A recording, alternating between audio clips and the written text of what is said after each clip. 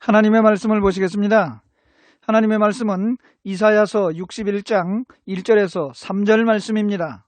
주 여호와의 영이 내게 내리셨으니 이는 여호와께서 내게 기름을 부으사 가난한 자에게 아름다운 소식을 전하게 하려 하심이라. 나를 보내사 마음이 상한 자를 고치며 포로된 자에게 자유를, 갇힌 자에게 노임을 선포하며 여호와의 은혜의 해와 우리 하나님의 보복의 날을 선포하여 모든 슬픈 자를 위로하되 무릇 시온에서 슬퍼하는 자에게 화관을 주어 그 죄를 대신하며 기쁨의 기름으로 그 슬픔을 대신하며 찬송의 옷으로 그 근심을 대신하시고 그들이 의의 나무 곧 여호와께서 심으신 그 영광을 나타낼 자라 일컬음을 받게 하려 하심이라. 아멘. 오늘은 이 본문 말씀을 통해서 은혜의 해와 보복의 날을 선포하여 슬픈 자를 위로하시는 하나님의 은혜에 관하여 말씀을 살펴서 은혜를 함께 나누고자 합니다. 이스라엘 백성들은 메시아가 오시면 이와 같이 여호와의 은혜의 해가 온다는 것을 바라보고 있습니다. 마음이 상한 자를 고치는 하나님의 은혜, 포로된 자가 자유를 얻는 하나님의 은혜, 갇힌 자가 노임을 받게 되는 이런 하나님의 은혜를 사모했다는 사실입니다. 뿐만 아니라 그들은 이제까지 참 사탄의 여러 가지 압제와 이러한 환난 가운데에서 그들이 당하고 있는 정치적이고 또한 종교적인 이런 압제에서 벗어날 수 있는, 그래서 이러한 상황의 보복, 원수를 갚아주는 그 날, 즉 메시아가 오시면 이러한 일들을 하실 것에 대해서 상당히 기대를 하고 있었다는 사실입니다. 이스라엘의 회복에 관하여 이스라엘 백성들은 많은 관심을 가지고 있을 뿐만 아니라 메시아가 오시면 마땅히 이런 이스라엘 백성들을 정치적으로 또는 종교적으로 이렇게 회복시켜 주실 것을 기대하고 있었다는 사실입니다. 이스라엘의 회복은 언제 이루어지겠습니까? 예수님께서는 이사야 선지자의 글을 인용하여 말씀을 하셨습니다. 누가복음 4장 16절에서 21절 말씀을 보겠습니다. 예수께서 그 자라나신 곳 나사렛에 이르사 안식일에 늘 하시던 대로 회당에 들어가사 성경을 읽으려고 서심해 선지자 이사야의 글을 들이거늘 책을 펴서 이렇게 기록된 데를 찾으시니 곧 주의 성령이 내게 임하셨으니 이는 가난한 자에게 복음을 전하게 하시려고 내게 기름을 부으시고 나를 보내사 포로된 자에게 자유를, 눈먼 자에게 다시 보게 함을 전파하며 눌린 자를 자유롭게 하고 주의 은혜의 해를 전파하게 하려 하심이라 하였더라. 책을 덮어 그 맡은 자에게 주시고 앉으시니 회당에 있는 자들이 다 주목하여 보더라.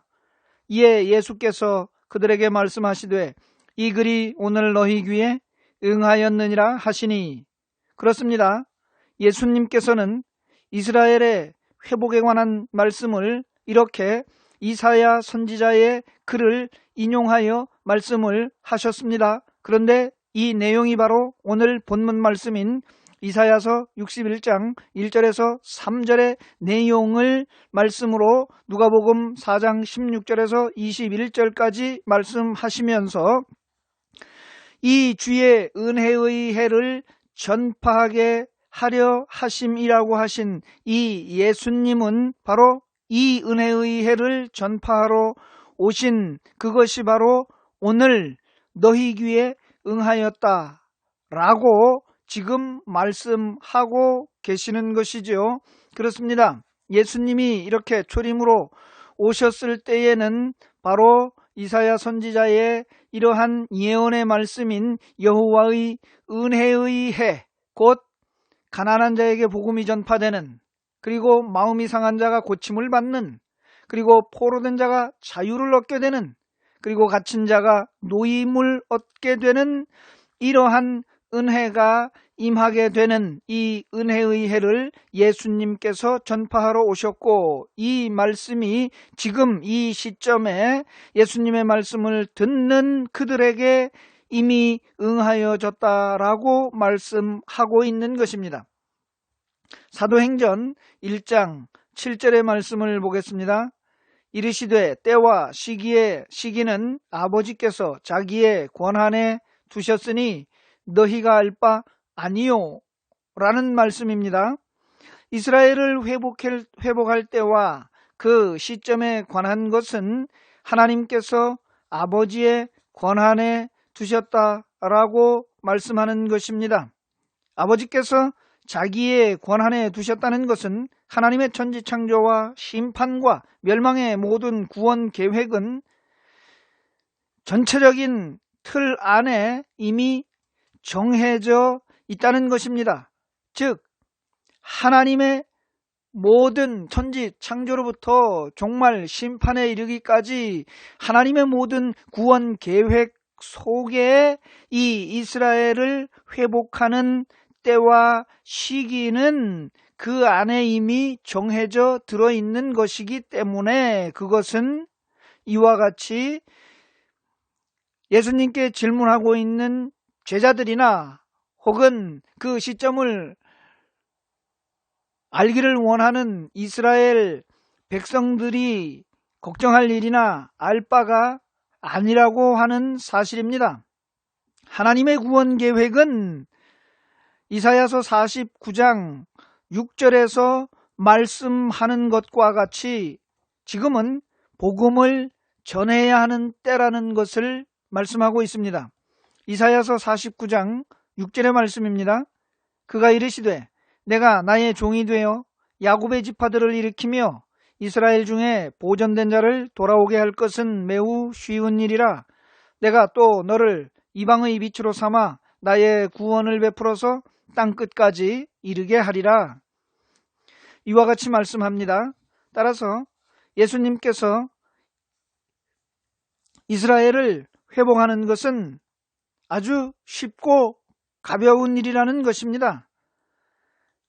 그것보다는 먼저 이방의 빛으로 삼아서 구원을 베풀어 땅끝까지 이르게 해서 이방인들의 수가, 구원받는 이방인들의 수가 다 차도록 이 복음이 전파되어야 할 것이 먼저 해야 할 일이라는 것을 말씀하고 있습니다.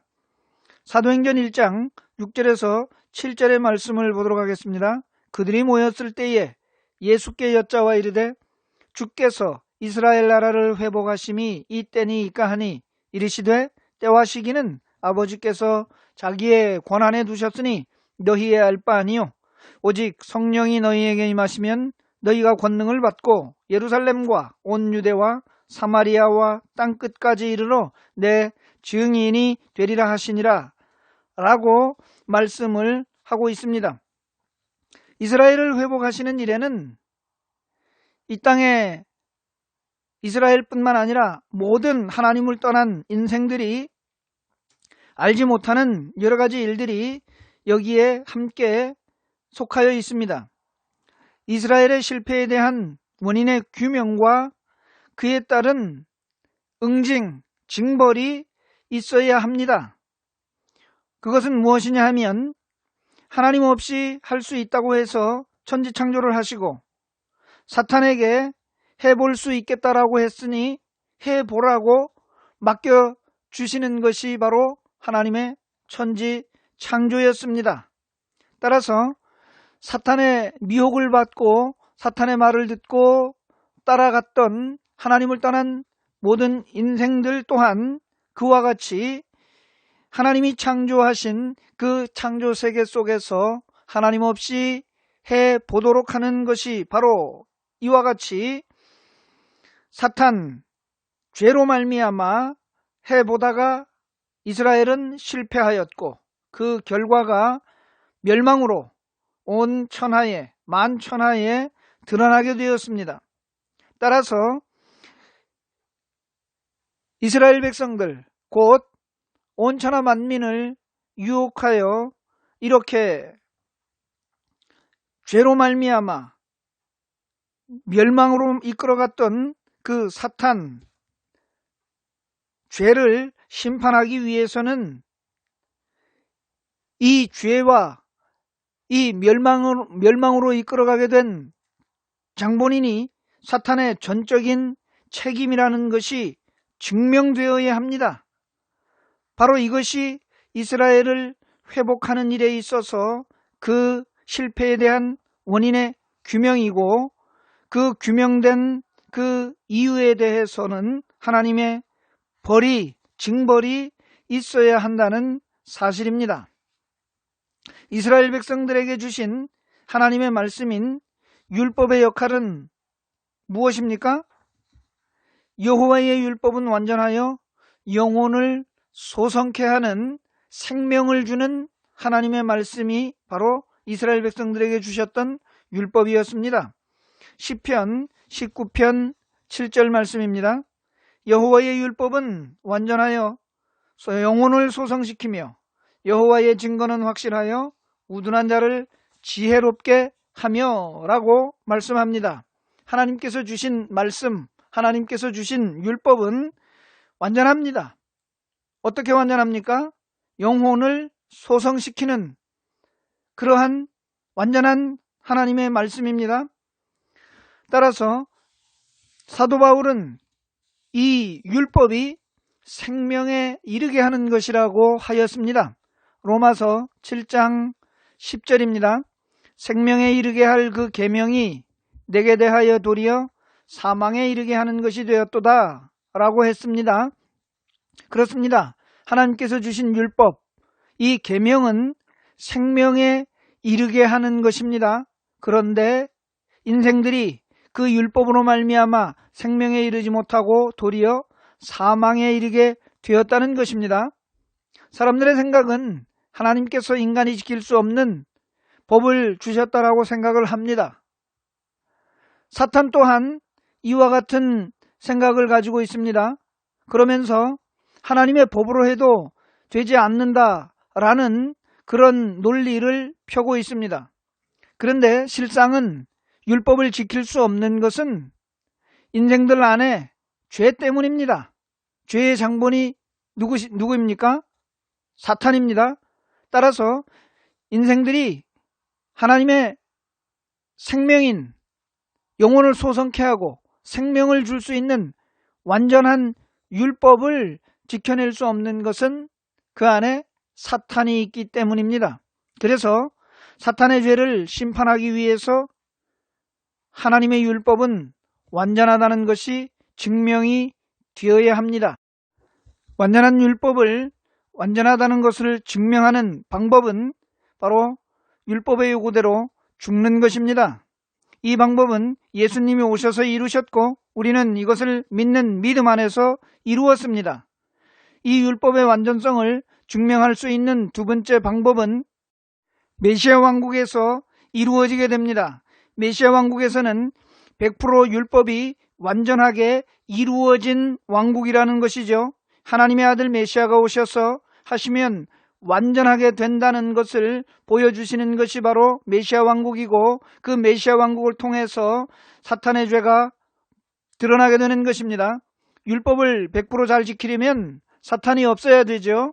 사탄이 무적행에 갇히는 때는 바로 천년왕국이며, 이때의 사탄은 세상으로부터 완전하게 분리되는 것입니다. 요한계시록 20장 1절 2절 말씀을 보겠습니다. 또 내가 보매 천사가 무적행의 열쇠와 큰 쇠사슬을 그의 손에 가지고 하늘로부터 내려와서 용을 잡으니 곧 옛뱀이요 마귀요 사탄이라 잡아서 1000년 동안 결박하여 라는 말씀을 보게 됩니다. 사탄이 모든 죄의 근원이라고 하는 증거가 또한 요한계시록 20장 7절과 8절에서 나타납니다.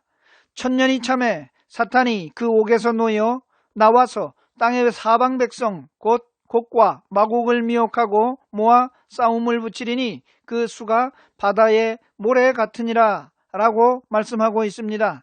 이와 같이 사탄이 무적행에 1000년 동안 결박되어 있을 때에 천년왕국이 이루어져서 그 안에서는 하나님의 율법이 100% 완전하게 이루어지는 그런 메시아 왕국이 이루어졌습니다. 그런데 천년이 차서 사탄이 잠깐 놓여 있다가 나왔는데 그때에 사탄이 미혹하여 싸움을 붙이는 것을 보게 됩니다. 바로 이렇게 사탄이 하나님의 율법을 이루지 못하도록 만드는 죄의 장본이라고 하는 것이 드러났다는 사실입니다.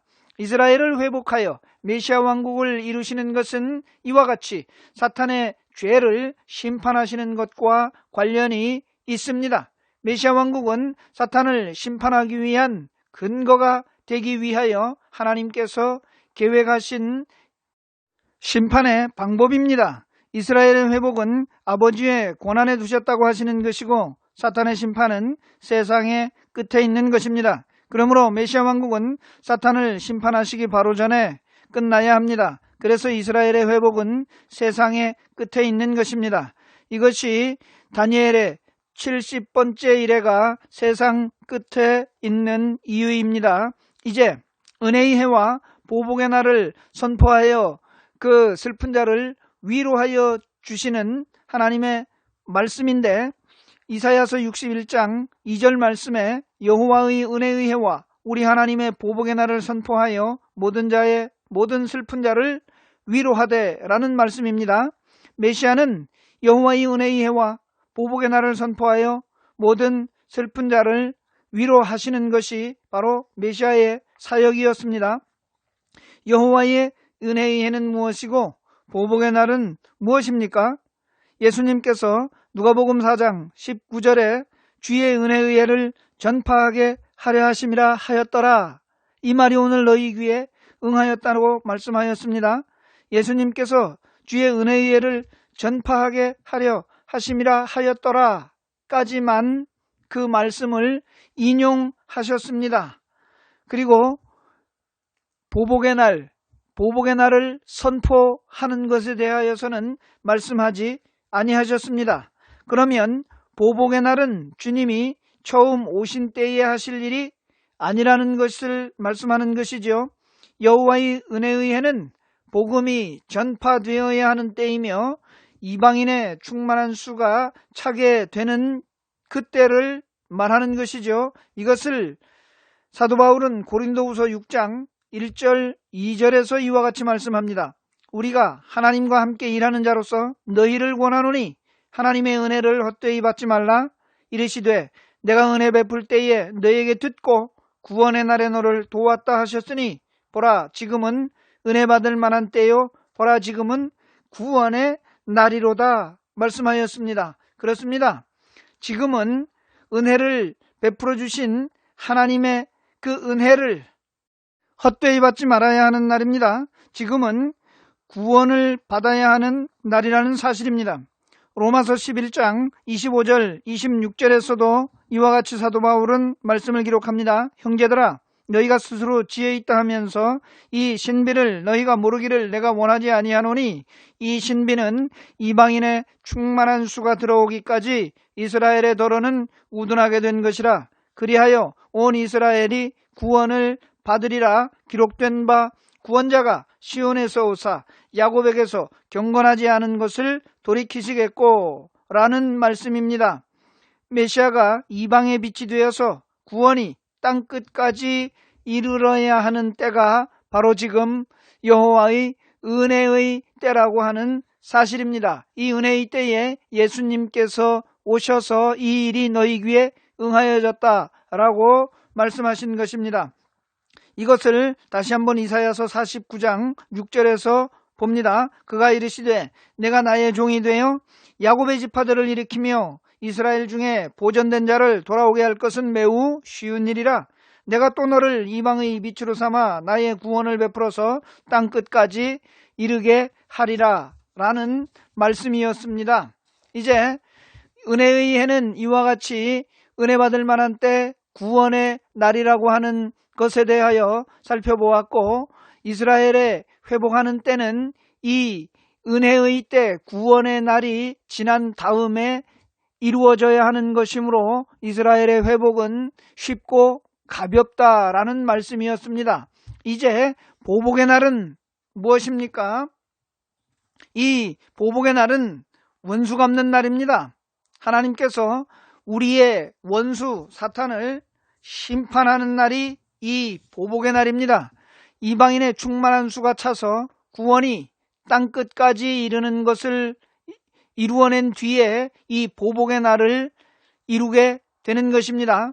따라서 은혜는 바로 1년 12달이라고 우리에게 주어진 한 해, 두 해, 이 해라고 말씀을 하셨습니다. 그래서 이 은혜는 구원의 날은 이방인의 충만한 수가 들어오기까지 이 은혜의 날은 길고 긴 날, 하나님이 베풀어 주시는 구원의 날입니다. 그리고 보복의 날은 바로 이 한 날, 심판은 곧 이루어지는, 즉 짧게 순간에 이루어내는 것이기 때문에 보복은 날로 표현되었습니다. 보복의 날을 선포하여 모든 슬픈 자를 위로하여 주신다라고 말씀하였죠. 보복에 대해서 우리가 명확하게 알아야 합니다. 누가복음 18장 1절에서 8절 말씀을 보도록 하겠습니다. 예수께서 그들에게 항상 기도하고 낙심하지 말아야 할 것을 비유로 말씀하여 이르시되, 어떤 도시에 하나님을 두려워하지 않고 사람을 무시하는 한 재판장이 있는데 그 도시에 한 과부가 있어 자주 그에게 가서 내 원수에 대한 나의 원한을 풀어주소서 하되, 그가 얼마 동안 듣지 아니하다가 후에 속으로 생각하되 내가 하나님을 두려워하지 않고 사람을 무시하나 이 과부가 나를 번거롭게 하니 내가 그 원한을 풀어주리라. 그렇지 않으면 늘 와서 나를 괴롭게 하리라 하였느니라. 주께서 또 이르시되 불의한 재판장이 말한 것을 들으라. 하물며 하나님께서 그 밤낮 부르짖는 택하신 자들의 원한을 풀어주지 아니하시겠느냐? 그들에게 오래 참으시겠느냐? 내가 너희에게 이르노니 속히 그 원한을 풀어주시리라. 그러나 인자가 올 때에 세상에서 믿음을 보겠느냐 하시니라. 그렇습니다. 예수님은 이 원한을 가지고 있는 과부와 그리고 재판장으로 있는 이 재판장의 비유를 통해서 이와 같이 예수님이 말씀을 하십니다. 그 과부의 원한도 불의한 재판장이 들어주겠거든 하물며 하나님의 백성들이 밤낮 부르짖어 원한을 풀어달라고 하나님께 요구하면 그 하나님께서 그 원한을 속히 풀어주신다라고 말씀하고 있습니다. 그런데 세상에서 믿음을 보겠느냐 이런 말씀을 하십니다. 즉 이 원한을 풀어달라고 부르짖는 택하신 백성들에게 그 원한을 속히 풀어주신다는 약속인데 이것을 믿음으로 받아들이지 아니하고 이것을 믿지 못하겠다라고 하는 것을 말씀하고 있는 것이죠. 그렇습니다. 불의한 재판과 이 과부의 비유를 들어서 예수님께서는 낭망치 말고 항상 기도하라고 말씀하셨는데요. 주님이 무엇을 하나님께 낭망하지 말고 항상 기도해야 하는지를 말씀하신 대목입니다. 무엇을 기도하라고 말씀하셨습니까? 그것에 대해서는 생각하지 아니하고 이와 같이 하나님께서 반드시 들어주신다고 응답해 주신다라고 그래서 들어주실 때까지 기도해야 된다라고 그렇게만 한다면 자칫 오해를 불러올 수 있고 실수를 할 수 있습니다. 누가복음 18장 7절과 8절 말씀을 보면 하나님께서 무엇을 들어주신다고 약속하셨습니까? 원한을 풀어주신다고 말씀하셨습니다. 원한을 풀어주신다고 말씀하신 그 원한이 무엇입니까? 바로 이사야서 61장 1, 2, 3절 말씀 가운데에서 보복의 날을 선포하여 슬픈 자를 위로한다라고 말씀하신 이 보복을 말씀하는 것입니다. 원한을 풀어주는 것이지요. 바로 그 원한을 풀어주기 위해서 하나님께서 보복하신다는 말씀입니다. 택하신 자들의 원한이 무엇입니까? 세상에서 필요한 것을 달라고 그 원한을 풀어달라고 기도하는 것입니까? 우리의 원한은 우리를 미혹하여 하나님을 떠나게 하여 세상에 오게 만든 사탄을 심판하는 것이 바로 우리의 원한을 풀어주는 것입니다. 사탄의 미혹을 받아서 사탄의 말을 듣고 하나님을 떠나서 하나님 없이도 하나님과 같이 되어 볼 수 있다라고 그와 같이 이 땅의 어둠의 세상, 사망의 세상에 왔기 때문에 이 원한을 풀어달라고 기도하라는 것이었습니다. 그런데 주님이 다시 세상에 오실 때에 바로 세상에서 이러한 원한의 문제를 가지고 풀어달라고 기도하는 자들을 보겠느냐는 말씀을 하신 것입니다. 우리가 하나님 앞에 매달려 기도해야 하는 것은 이 세상의 육신적이고 정욕적이고 이생의 자랑거리들을 달라고 떼쓰고 기도하여 낭망하지 아니하고 항상 기도하라는 것이 아니고 이 사탄의 유혹에 빠져서 사탄을 쫓아서 하나님 나라를 떠나게 되어 이 사망의 세상 어둠에 갇히게 된 이 원한을 풀어달라고 기도하라는 것이었습니다. 그렇습니다. 이와 같은 내용을 볼 때에 바로 하나님께서 천지 창조를 하신 목적이 무엇입니까? 하나님의 세상 창조는 하나님을 떠난 자를 구원하시기 위함이며 바로 인간을 유혹하여 하나님을 떠나게 만든 유혹자 사탄을 심판하시기 위함입니다. 하나님의 세상 창조는 창조 때부터 이미 멸하실 것이 정해진 것이고 이 세상은 유한한 것입니다. 성경은 창조부터 심판까지의 일을 기록한 것이 바로 하나님의 말씀인 성경입니다.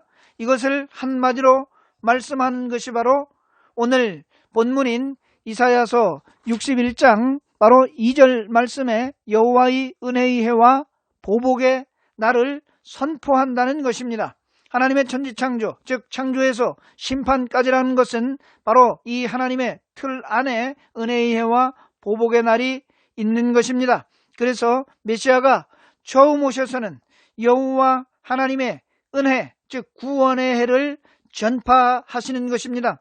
다시 오실 때에는 심판의 근거를 위한 메시아 왕국, 완전한 하나님의 나라, 율법이 완전하게 이루어진 그 자유함이 메시아 왕국에서 이루어지게 되는 것이고, 그리고 사탄을 심판하기 위해서 메시아 오시는 것입니다.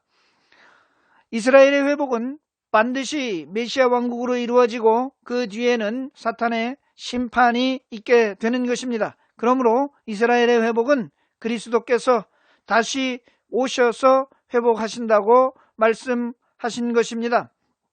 이스라엘이 1948년에 독립을 하였습니다. 그것은 인간 세상에서 사람을 통하여 이스라엘이 독립한 것이지 그것은 메시아가 오셔서 이루어낸 메시아 왕국이 아니라고 하는 사실입니다. 하나님께서 세상을 왜 창조하셨습니까?